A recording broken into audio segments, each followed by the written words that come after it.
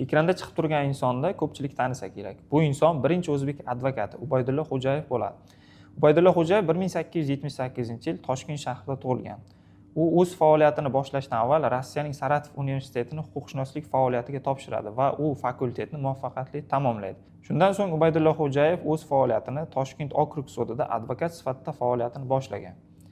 1914-yil 4-aprelda Sadoy Turkiston gazetasiga asos solib, unga o'zi muharrirlik qiladi. Bu gazeta o'sha davrda Turkiston milliy uyg'onish va jadidchilik g'oyalarini keng yoyishda juda muhim rol o'ynagan. Ubaydulla Xo'jayev nafaqat advokat bo'lgan, balki jamoat arbobi ham hisoblangan. U Umid tashkilotiga rahbarlik qilgan. Keyinchalik bu tashkilot Taraqqiyparvar tashkilot nomi bilan faoliyat yuritgan. Ubaydulla Xo'jayev Turon jamiyati asoschilaridan biri ham hisoblanadi.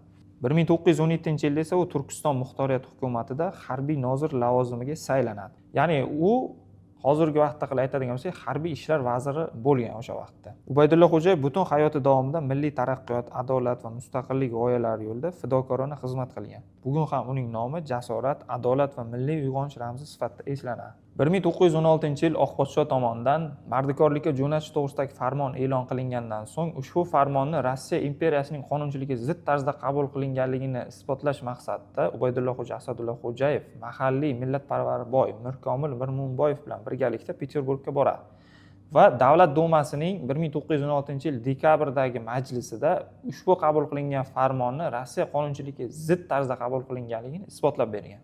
Demak, bugungi mavzuyimiz shulardan iborat edi. Agar video sizga manfaatli bo'lgan bo'lsa, kommentariyada izohlar qoldirib keting va like bosib obuna bo'lishni unutmang. Agarda sizga advokatlik xizmati kerak bo'ladigan bo'lsa, quyidagi raqamlarga murojaat qiling.